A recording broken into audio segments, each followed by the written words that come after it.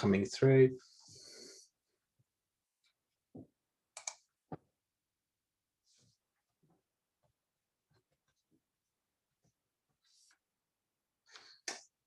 Okay, great. I'm gonna gallop on. So good morning, everybody. My name is David Hudson, and I am the owner, founder of the HR department in Clapham. And today I'm going to talk to you about managing mental health during the pandemic. There we go. Sorry, there are people coming through, so I'm trying to manage the two at the same time. So the objective of today's webinar is to talk to you about spotting the warning signs around employee mental health, to look at the employer responsibilities for mental health, and then how to respond to concerns, the legal actions that an employee can take should they wish, how to effectively manage mental health, and then to put some time in at the end to answer questions. It's quite a packed hour because I've got lots that I want to share with you. The reason for starting this webinar today is really because during the course of my work with clients over the last 6 to 12 months, the mental health piece has probably been the most common questions that I'm asked, or often the most common issues that I'm asked to support on. So, and as we all know, the last 12 months has been particularly difficult. So the objective of this session then is for you to leave having some tools and some processes to help you better manage your employees' mental health. These are no fun if they're all one way. So this is an interactive webinar. I'm sure you're very familiar with Zoom. So what I'd like you to do first and foremost is I'd like you to download this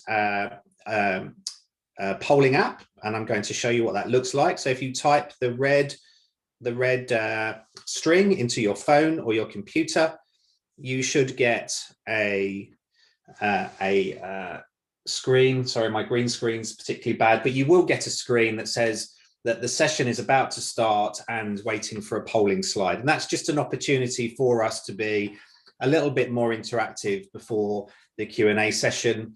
And also do use the chat function. I am moving my head because I'm looking at two computers so that I can grab any questions that you've got. And also what I really like in these sessions is for everybody to share the ideas that they have, or some experiences that they have had, and generally ask questions so that we can make this as interactive as possible. So I'll give you a second just to tap in that URL, and then we should be good to go. While I do that, there's someone else knocking at the door, as it were. I'm going to just being asked to send the link for the participant poll, so give me a second and I'll do that for you right now.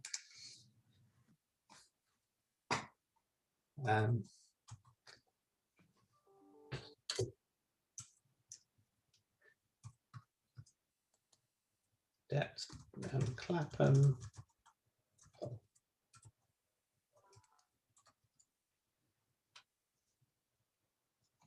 There we go. That should be coming through for you all right now. Thank you, Claire. Also, Claire Squires giving some great feedback to start the session off with. So thank you for that. Okay, so where are we at? So the UK is experiencing a mental health pandemic, and you will have heard this on and off. You will be reading it in the press. What I've done here is share with you some actual data that's been collected from the CIPD, the UK's HR regulatory body. And you'll see from some of these statistics that it's pretty frightening, really, around what is happening on the mental health front as a result of the pandemic. As we know, circumstances changed very quickly. Employees were asked to work remotely almost overnight, and we've not quite recovered really from that process. There's a real underlying point here that I want to just sort of think about for a bit, which is that if you take a step away from the monotony and the sort of hamster wheel that we've been on working remotely, there are a number of impacts it's had, not least in terms of psychologically. So You will probably have experienced, I certainly have, that being at home on one's own is a real recipe for loneliness. And we know, for example, from a human being perspective, that the happy and pleasure hormones, which is dopamine and serotonin, are not going to be as wholly engaged as they should be if you are not feeling on top of your game, as it were, or happy. And some of that is triggered by having contact with other people. So there has been all sorts of impacts. I won't move too far down the science, but I just wanted to share that with you. And the other headline here is that loneliness per se is one of the leading causes for mental health issues. And those will be things around depression, anxiety, and increased stress. And so just take a moment maybe to have a glance over this screen. I think we're talking about an area here that is not one that we are removed from as individuals. Certainly, I do recognize some of these things in myself at the moment.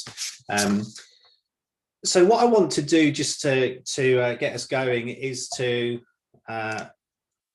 think about how do we spot the warning signs in an employee's mental health. So thinking about you in your office, you with your team, your colleagues, my question for you, just to get us going and to get the creative juices running a bit, is how do you know when a colleague is experiencing anxiety or distress or seems to be challenged with a mental health condition? So be interested to hear your thoughts. Open up chat and pop in one or two words or what comes to mind for you straight away in terms of how do you know that person or those colleagues might be experiencing anxiety.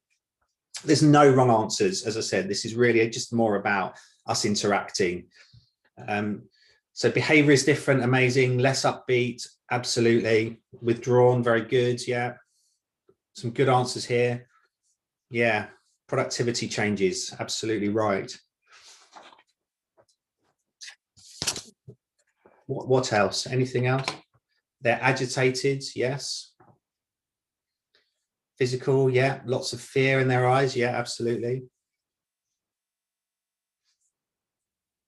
Good, some good answers here, yeah. And do as I say, keep them coming. Mood swings, yeah, absolutely. The interaction is not as good, yeah, absolutely. Emma, agree with that. Good, okay, good.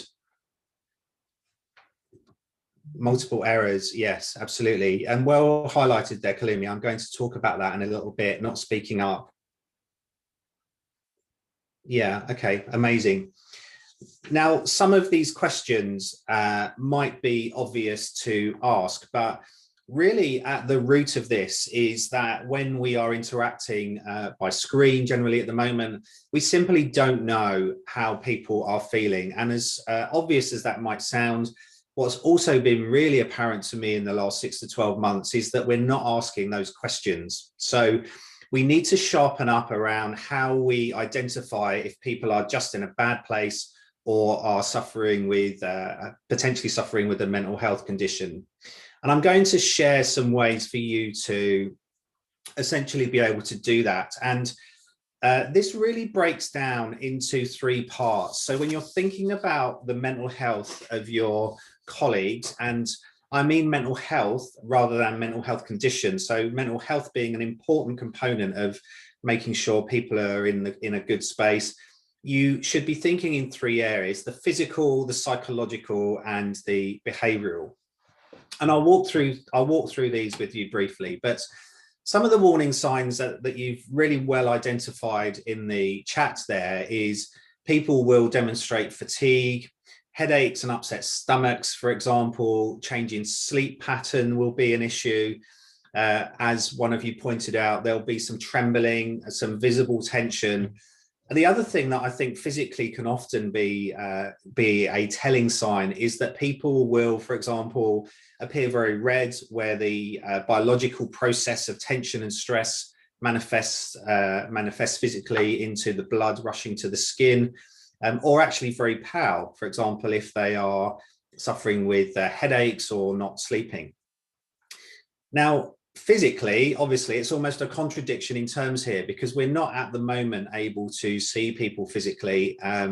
and we are also not going to be in that place for a little while yet. So some of these mental health warning signs might be difficult for you to spot. And so the next area for us to think about is psychologically. So this is where I'm seeing, and I'm sure you are too, more often, people's challenges are coming through where they are mainly talking about their anxiety or their stress.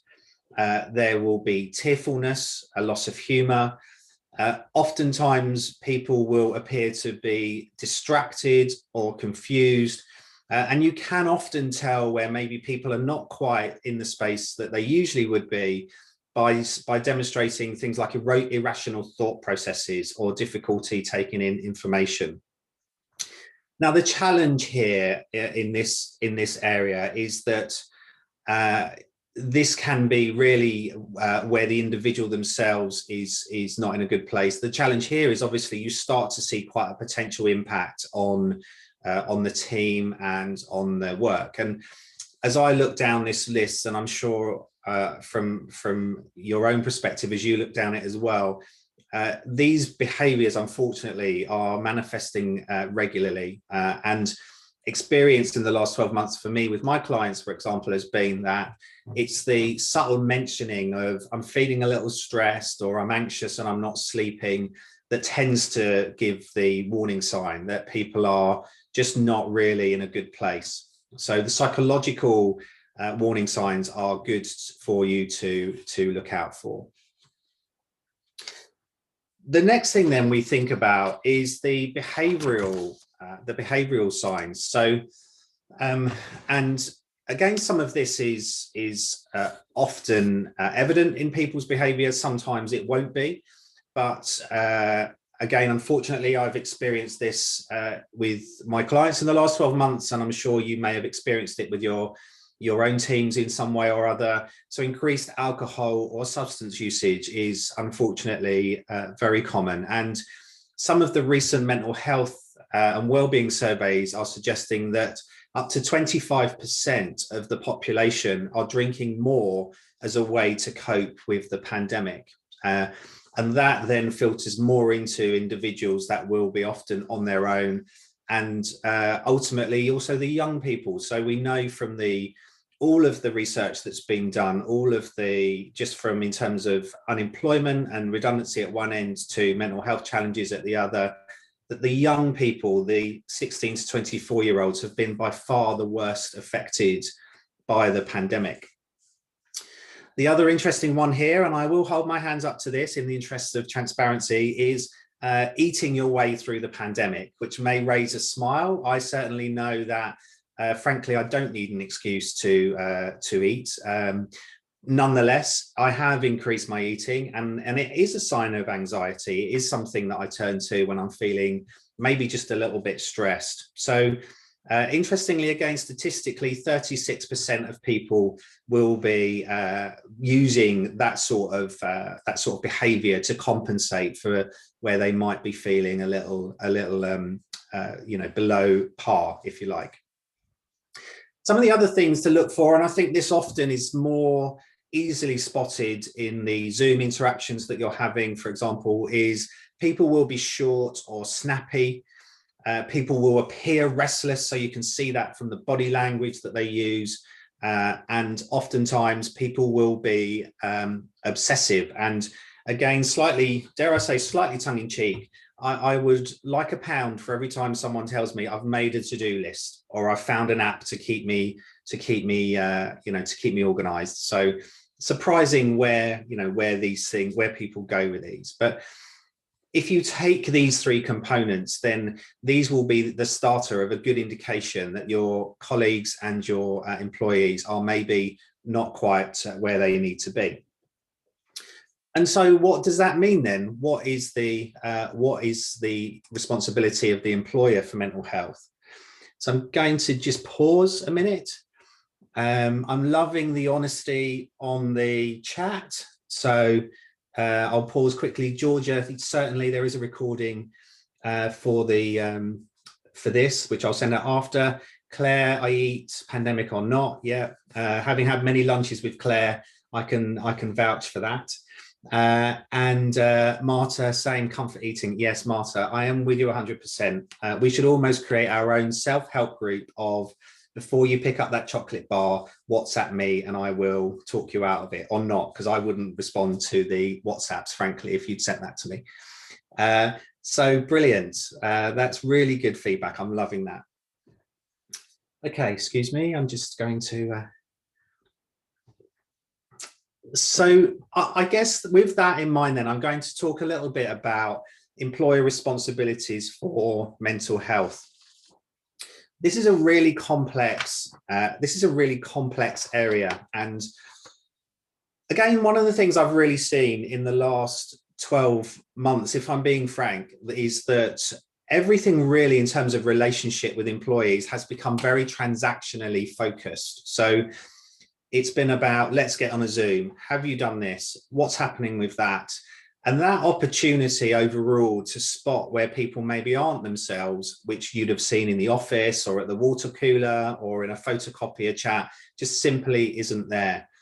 One of the unintended consequences of that, I believe, is that employers have therefore almost bypassed ultimately their responsibility for mental health, often unwittingly, because they're not clear what that is. But the headline here, if you like, is that we do have responsibilities for our employees' mental health, no matter where they are, whether they're across the other side from a Zoom or in the office sitting next to us.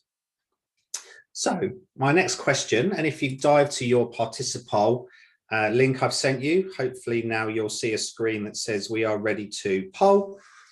I'd like you to tell me the following. Which of the following could be a risk to mental health? A, so tap A if it's watching Netflix. B, being on furlough. C, drinking 3 cups of tea a day.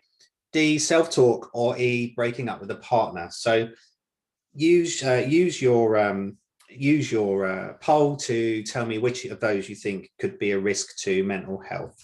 I'll give you a couple of seconds to do that.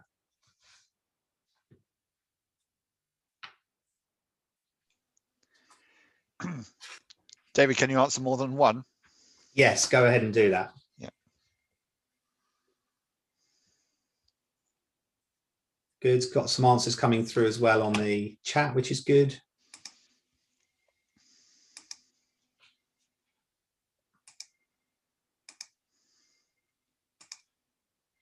Okay, I'm going to go 5, 4, 3, 2, 1. Amazing. So some red herring questions here. Watching Netflix, arguably some of the trash on Netflix would be a cause for mental health and general destruction. Good on 3, absolutely. This has definitely in seriousness been an issue for people with mental health. Tea obviously isn't. Actually, I find tea as a positive influencer on mental health. D, self-talk, yes. And E, breaking up with the partner. Yes, amazing. Well done.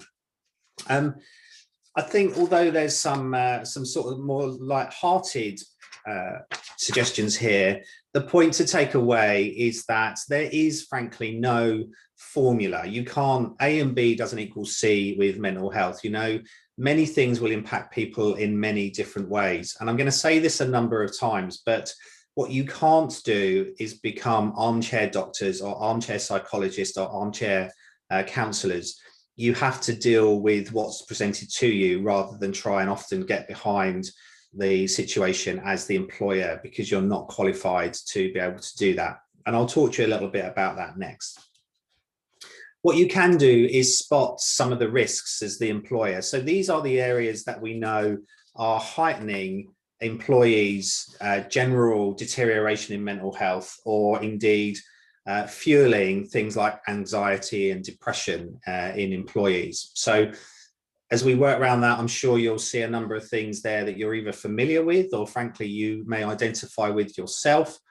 As the employer, what you want to be is aware that these are potential hotspots, you know, that people will be more vulnerable, if you like, in particular areas. So my experience, again, from a client perspective, is that what calls out here for me is organizational change. So many of my clients have experienced worried employees who feel like the company will be making redundancies or restructuring, for example.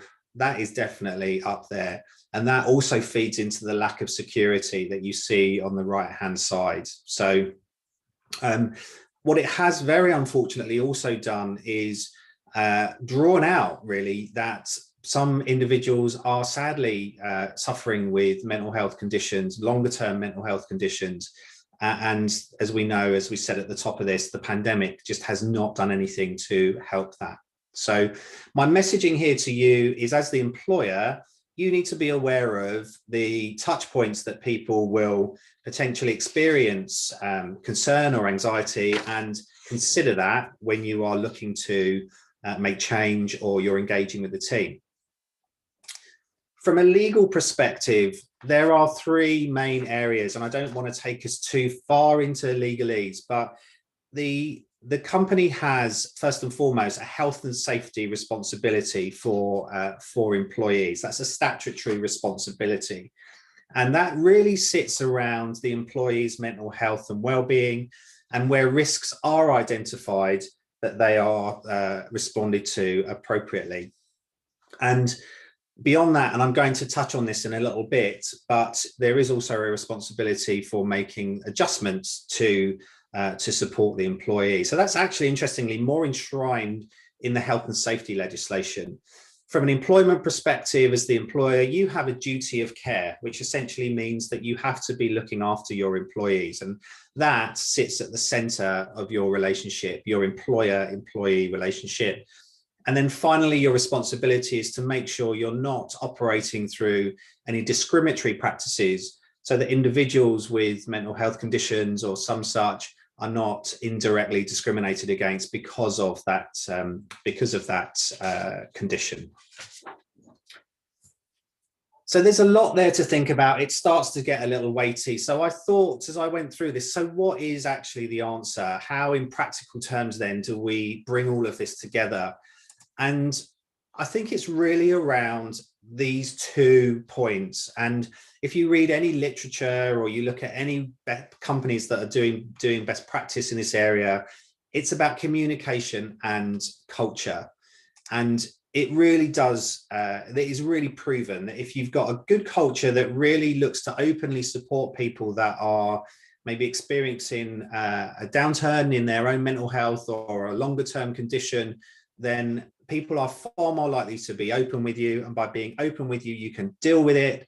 And by dealing with it, you often then can abate any future issues. So the answer for me is really around, how do we deal with this? It's about having the right culture and proper communication in place.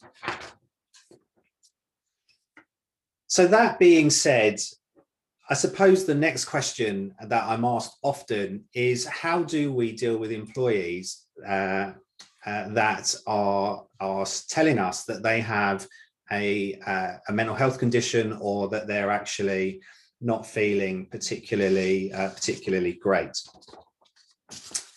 I'm just going to pause and have a quick look at the questions. Do please drop in your questions or your comments as we go through this. Really interested to hear what you think about this. By all means, challenge if you think there's another way that we can do this, because this is really about helping each other.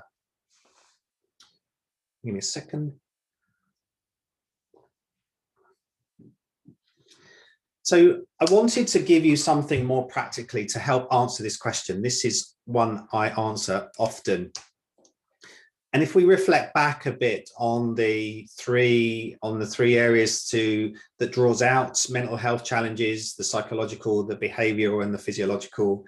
If we think about culture and communication, if you bring all of those together, what you should be doing is recognizing the signs. So the early warning signs that we talked about earlier are key. As I talked about earlier, then creating an environment that promotes openness. And let's face it, it's very difficult as an employee to go to your manager and say, do you know what, I'm just not feeling myself, or I've got a condition and I don't know how to tackle it at work, or any one of those iterations, those are difficult conversations to have. And equally, if you are in a culture that really promotes that openness by breaking through that barrier, you will absolutely be in a better place. Employees will want to talk and also know that you want to listen. And listening is a big thing here. Often one of the real drivers of loneliness is that people aren't engaging and sometimes just want someone to listen to them. So those are really the initial sort of headlines. What I'm going to just talk a little bit about now is how then, in more practical terms, do you deal with situations such as this? And this will be a scenario that I'm sure many of you sadly are familiar with. So a team member is falling behind. There is a lull in performance. There's no apparent reason. Their performance is impacting the team. The team are having to compensate for that colleague. The colleague doesn't see themselves. They start to withdraw. And then often out of the blue, what they say either to a colleague or to a manager is, I'm just feeling really anxious. I'm very stressed. I'm suffering with a little bit of depression. And what you are faced with as the manager often is the messy kind of interaction between performance and health. And what you want to do is to support the individual, but you also ultimately have a responsibility to deliver results. So I'm sure that some of you, if not all of you, have experienced this in the workplace. And so really the first place to go here often is to take the opportunity to talk to the employee. And I'm going to talk to you now about a 5-point plan. So I've put this together as a way of helping you navigate practically through that process. And I'm going to talk about each one of these steps. But the headlines here in terms of the approach is identifying your initial response, discussing the performance, planning, supporting, and monitoring. So as I say, I'm going to talk to you about those, in each one in a bit more detail. So the first step is all really around your initial response. So you've got this situation, as I said, the employee is underperforming. It's come to your attention either through the conversation you've had with them or through a colleague that what sits behind it is a lot of anxiety and stress. And my kind of guidance to you here is remember the stuff we've just talked about. So there will be a backdrop of things that are going on that will have got them to this point. And that could be that the company's going through change. That could be that the pandemic, is continuing to impact them personally, and all the other things we talked about. Okay, so the first thing that you must do is listen, and it's a really key point. All too often, what I find is that people just don't spend enough time giving the employee the space and the opportunity they need to talk about what's going on. And I will reflect back on this point I made earlier, which is that in this Zoom culture that we're in at the moment, all of the conversations are very transactional. So you need to give people the space and time to have a conversation that is not about the tasks they're doing, but is more about where they are and how are they feeling. And if you do that right, sometimes that in itself can be a way to help the employee get back onto the right track. And remember, it's hard for people to admit problems. We're still in a culture where any potential view around your failure in terms of a mental health condition or some such is considered, I think, in a negative way, frankly. So we really do need to change that culture and let people know that it's absolutely the right thing to do, to be open with how they are feeling.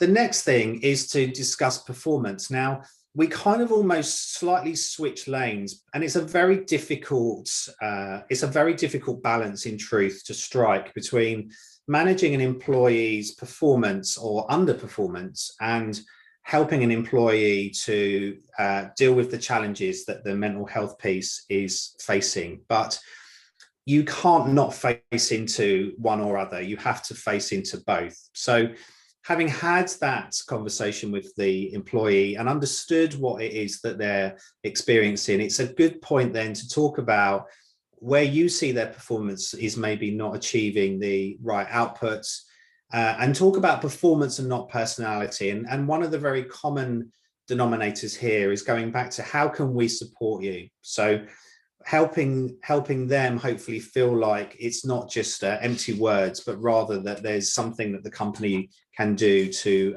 get them onto the right track. And what crystallizes out of that, if you like, is a plan. And in HR terms, you will have heard me, those of you that I work with, you will have heard me talk about performance improvement plans and such. And that's where this comes together, where it's an opportunity to focus the employee's mind around what the expectations are, how they need to be dealt with. And again, it's a collaborative discussion that allows sympathy for the anxiety or depression or other situation that they are experiencing, to hopefully refocus them on getting through this little dip that they're experiencing, and set a time frame so that they know when the required performance is expected to be achieved by. Following on from that then, in terms of step 4, it's about support. So I'm going to talk about this a little bit next, but it's all too easy, I think. And again, I draw on some of my experience in the last 12 months to use empty words like, oh yes, we really care, but actually beyond that, just keep on doing this or do that, or, you know, et cetera, et cetera. I think you probably get the point. So you really do need to be having a conversation with the employee about the kind of support that they need to get them back on track. And I'll talk about that in terms of reasonable adjustments. I'll talk about that in a bit. And then the final point here is to monitor. So to slightly recap, you've had the conversation with the employee. There's been some really great openness. You understand where individuals are, if you like.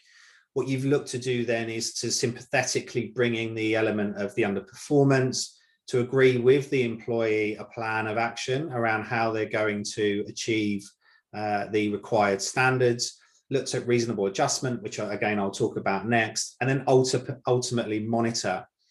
And I'm sorry for continuing to use the word, but it's a very collaborative process. And the monitoring piece is then about working side by side with the employee to have those informal check-ins and those general reviews. And it all really kind of sinks back down to this point that where people feel like they are being communicated with, listened to, cared for, dare I say, you often will find that given the right space, the right time, people will tend to course correct and become back into where they were. Now, that can sound potentially idealistic, but we must also forget that the real kind of craziness of the pandemic, the unprecedented waters we've been in, all of those things cannot be taken lightly. And we have to be sympathetic around the fact that this has had an enormous impact on people, and therefore we should not be surprised that frankly people are where they are at the moment, and just give people the space they need to work through it. Remember also, without being too minutiae into the procedure, that many thousands of people have sadly lost their lives. So there's a lot of grief that people are dealing with at the moment. The loneliness piece is horrendous, and all those other things. So quite honestly, when I've been talking to worried employers, I've been saying we can't be surprised that people are presenting themselves in this way. What we've got to do is respond to it, accordingly. And how do we do that? So, as I said, it's not just good enough to have the chats and then just expect the same, because quite honestly, it's going to be unlikely that people will just magically be able to get back into a good place. And so what we expect here are reasonable adjustments, and those can be many things. I've given you some examples here, but I've seen examples where simply saying to people, look, take some time off, just go and have some time away and think about yourself. And that in itself sometimes helps. I've seen great responses where people are receiving more regular feedback because it takes away that element of uncertainty for people, and that is often all people need. I've seen people, for example, be a mentor or a buddy. You might, in real terms, have an office maternal figure, dare I say, that people will go to. All of these things help, but what you will need to demonstrate is that you've made the appropriate, reasonable adjustments to help people get to where you both want them to be. Now, we know that in the real world, sometimes that just doesn't happen. And so what happens, what happens next? And that can be, unfortunately, that you have to take formal action. There's a big caveat for me in this area, which is that you must make sure you're seeking the right advice, because as you've probably got from what I've said, it becomes a very tricky area if you're going to if you're going into an area where an employee is talking about a diminishment in their mental health or a condition. So all of these things need to be underpinned by good old-fashioned HR practice. So make sure you've got all your conversations documented, your performance improvement plans are in place, that you've demonstrated your duty of care, that you've looked at your reasonable adjustments. And ultimately, if we end up in tribunal, which I wouldn't expect, but if we do, the question the tribunal will ask is, was dismissing them a reasonable response? Okay, the test of reasonableness, which is what the tribunals use to determine, amongst other things, whether that dismissal was actually fair. So it is a difficult place to be when you have to dismiss an employee that maybe has other things going on, but sometimes sometimes the employment relationship, as we know, in reality does sadly have to end. But don't do this on your own. You must make sure you've got proper advice before you do that. And so, yeah, I'm going to come down then into the grittier area of what employees can do. So back into Participole, please, or feel free to use chat. My question to you is, can an employee take you to tribunal if work is making them stressed, anxious, or suffering from a mental health condition? So A or B, or feel free to use chat.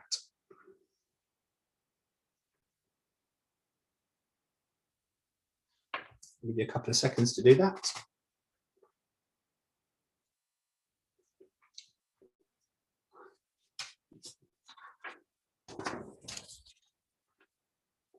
Okay, 5, 4, 3, 2, 1. Great, thank you. So within what I'm going to tell you next, yes, they can take you to tribunal, and I'm going to talk a little bit about that.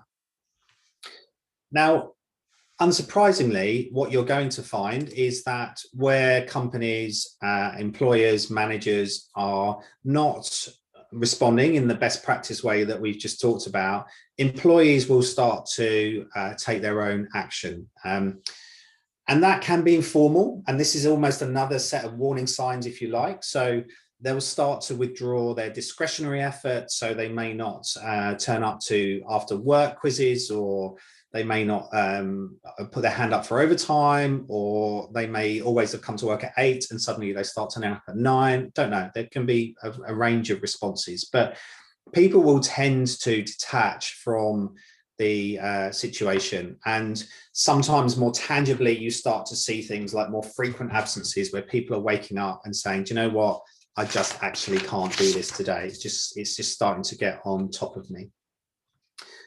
Where it does become more concerning is, and this for me is almost the end of the road. You know, often I'll hear from people that say, oh, I've got this grievance. I was not aware that this was happening. And you'll understand from what we've just said that really and truly you've missed the many, many warning signs if this is suddenly where you find yourself at. Employees can raise grievances, which obviously is their right formally complain about the mental health, the stress and anxiety piece. They can resign and claim unfair dismissal, and if they've got 2 years 2 years service, then that is a opportunity for them to go to tribunal.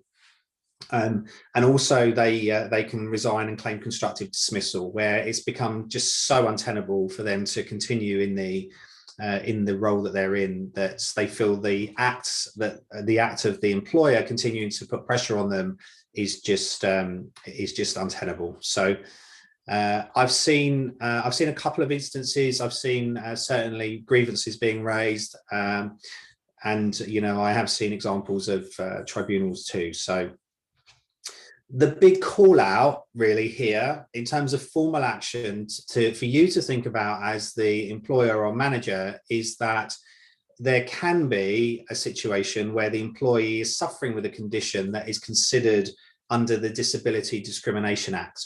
And a mental health condition can in itself be classified as a disability, and that in itself then, as I said, falls out under the Equality Act. The more practical point here to think about is that if the individual has been impacted by that condition on a long-term basis, typically 12 months is the measure we tend to use, then if you take action against them, they can potentially bring a claim that could be based on their condition. So it takes you into very difficult territory here, because as I said at the start, what you don't want to do is become armchair medics. You can't diagnose people. That's just not your the expectation. But what you can do is put all of the right things in place so that they can be open with you. At worst, it's just useful to be aware that employees can take a claim for disability discrimination on day one of their employment, and the awards for that in any discrimination situation is an uncapped situation.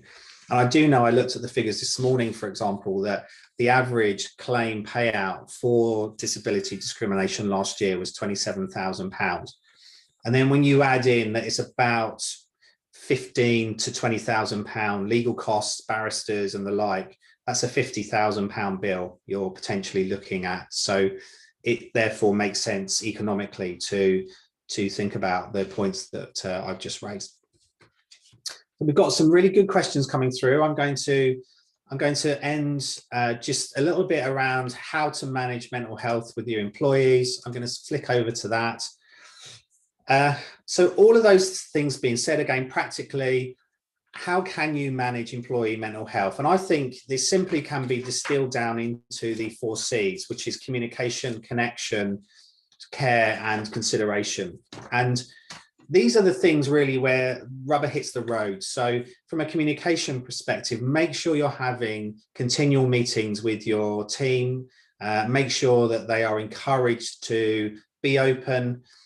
From a connection perspective, again, as I said, make sure that the communication that you have is not just transactionally based. So have you done that? When will I get that? And also bear in mind that that creative component of maybe when we were together in the same working space is not there. So take some opportunity to get people out to do different things like brainstorming sessions or creative problem solving or some such. But the creative component can often be an opportunity to off gas. Be considerate. So it goes without saying that everybody is finding the lockdown hard. So, it's sensible stuff here for me, like don't put 5 Zooms in every day, or don't put Zooms in that finish at 6 o'clock on a Friday, start at 6 o'clock on a Friday. That's the kind of stuff that is easy wins that you might just want to avoid. And then finally, care. So as we've been saying, look out for the signs of stress. Now, there is a lot there for you to consider, and you should be wanting to make full use of resources. So there is the Employee Assistance Programme, which is an independent, often paid service, sometimes comes with other things like insurances, where employees can call up, talk about what's on their mind, and speak to someone independent. And they're often so useful. So that's a place I definitely recommend. At the other end, occupational health, where things maybe aren't getting better or are more serious than you first thought. Use occupational health to help you determine what the next best course of action is. And mental health first aiders, and this has become really popular in the last couple of years, I think, and I'm certainly going to be doing a course myself in the coming months. So have people that are relatively trained, you know, like a first aider, that can respond if people are sharing that they need a bit more support. And then there are external resources. So there's some really great stuff online. Mind, for example, are a great source of information. There's the Rethink Mental Health website. There's all other websites. I mean, frankly, if you type mental health into the web at the minute, it just goes into a meltdown. So, but there's some really other great resources like the Samaritans, for example, who do sterling work, and those kind of organizations that are out there waiting to help people. So finally then, before we go to questions, self-help. So physical exercise, routine, local support groups, and friends and family. And I know this is massively obvious, but I will say that often I think people have become so institutionalized in the routine that they forget that if they just get out, if they just talk a bit more to friends and family, sometimes even that will help. So I guess in closing, the key point here is it's all in culture and communication. You can't rush these situations when it comes to employee mental health, and what you put into that is what you get out. So my advice here is be more proactive than reactive, and that will go some way then hopefully to help you deal with whatever comes next in terms of employees. Just finally, before I go to a couple of the questions, I'm going to talk a little bit about the HR department. So we are a retained service. We provide a monthly service, which is plugged into me. For example, you can call up if you have questions, if you need tools around managing mental health and other things. All of those things are available, and we are here to help. We are running our next Lunch and Learn, which is on life beyond lockdown. So that's going to be hopefully a session that you will come back to. What are going to be the next priorities? How do you handle questions like, can I test employees? Can I vaccinate employees? And generally give you some guidance around how to prepare for the return to work. And then finally, here are my details, which I will send out to you. I'm galloping through that because I wanted just to finish with answering some questions.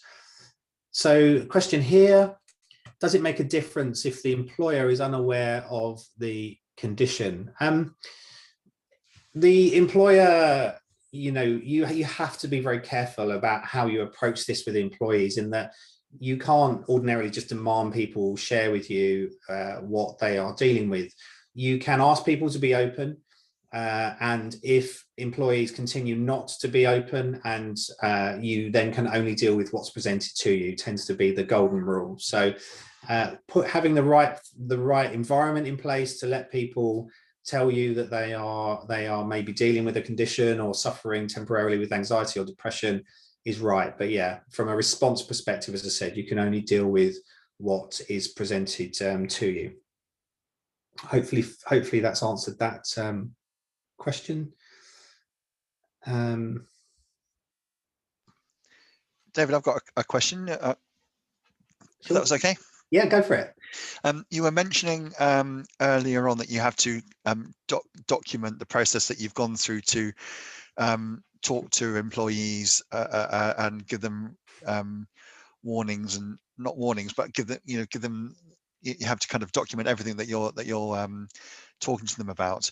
I wondered whether those kind of in-person, more informal chats that you have with people, whether you're able to record those for the purpose of documenting what you've been talking about, and whether that is allowed, and secondly, whether having just another member of staff in the room would also be enough evidence to prove that you had that conversation. Great question, Guy. So to the first point, yes, I would always record a conversation with an employee. I would do that in my day book or as a note maybe, or an email to myself. And that does then allow you to build up a portfolio of, dare I say, evidence that those conversations were had. In terms of offering the employee the opportunity to bring someone with them, it's not a statutory right. If an employee said to me, I want to come and talk to you, but I'd like someone with me, I would probably allow that, because you don't want to put barriers in the way. But you've got to take each situation almost on its merits. You have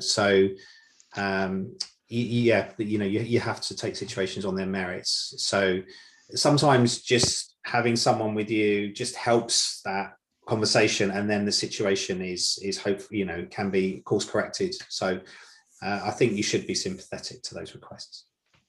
Great, thank you very much. Great.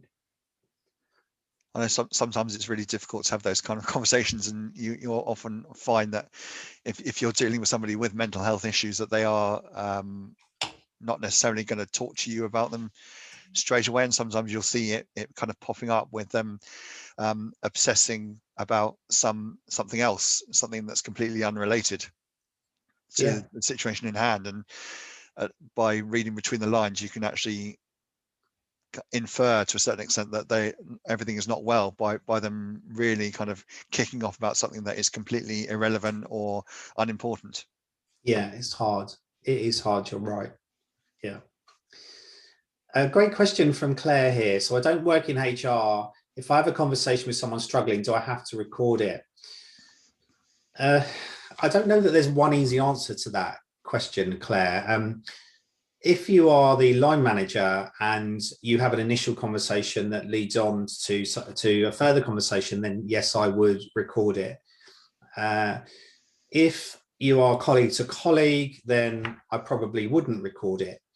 If colleague to colleague, an individual shares with you something that is potentially damaging to their health or is very serious, then you should raise that with your HR team or with their line manager. It's a very difficult area because, once you refer something into HR, for example, or the manager, sometimes they are bound by the rules of the company to progress that point or to take action. So where an employee may be struggling and it's colleague to colleague, then often it's best to try and direct them into resources at one end, like the employee assistance program, and then maybe suggest that they have a chat with their line manager, who's probably then in a better position to help them. Lovely, thanks, David. Thank you, Claire.